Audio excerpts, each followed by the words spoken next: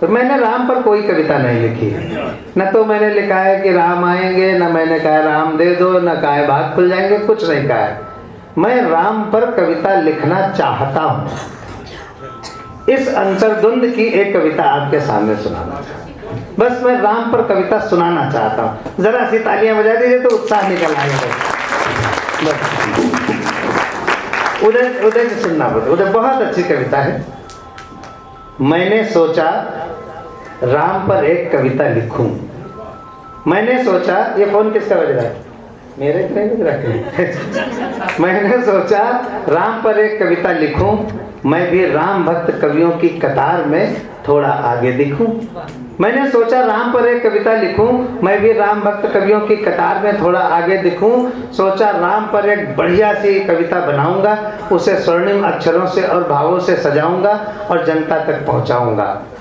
सोचा राम के किस चरित्र पर कविता बनाऊं, उसे किस तरह के शब्दों से समझाऊं, सजाऊं और आप सबको सुनाऊं। मन में विचार आया कि राम के पुत्र धर्म पर कविता बनाऊं। बहुत जुड़े रहिएगा।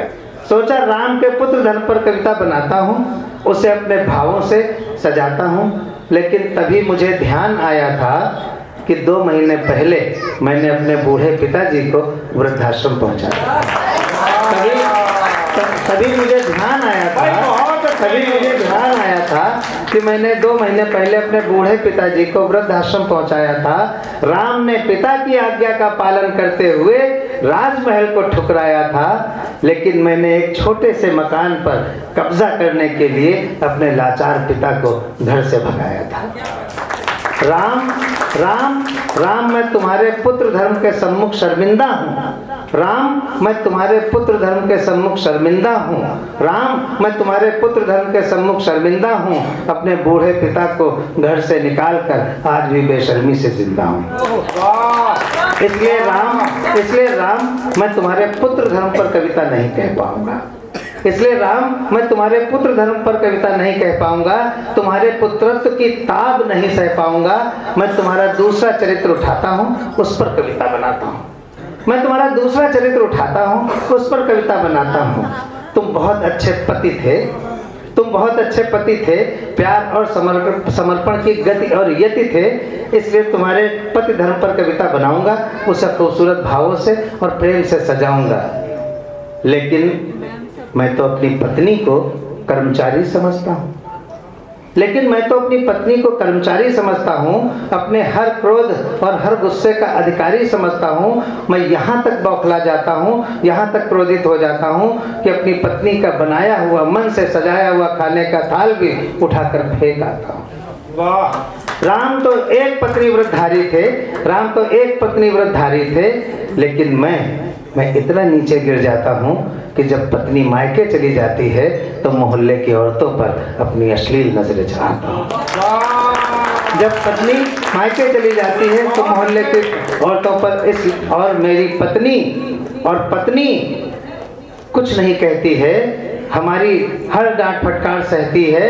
पत्नी कुछ नहीं कहती है, घर में सुख शांति बनी रहे। अब आपकी तालियां आएंगी। पत्नी कुछ नहीं कहती है, घर में सुख शांति बनी रहे, इसलिए सीता बनकर सब कुछ चुपचाप सहती है।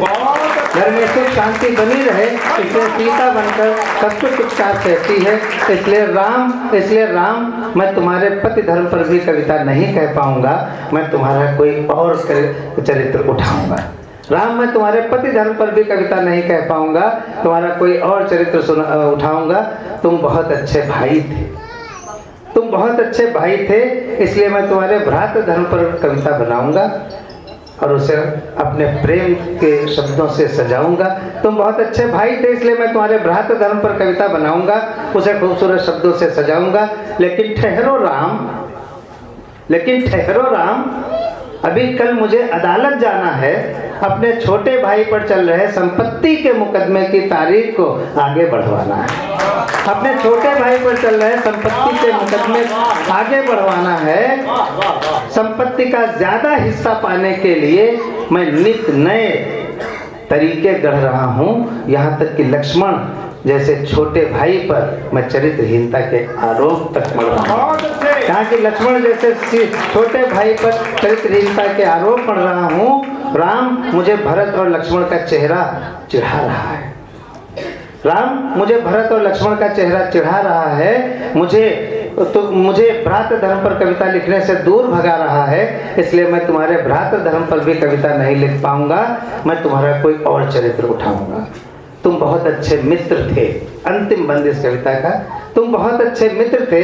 अगर हमारे अवध की भाषा में कहा जाए तो तुम मित्रता के एक महकते हुए इत्र थे, इसलिए मैं तुम्हारे मित्र धर्म पर कविता बनाता हूँ और उसे अच्छे भावों से सजाता हूँ।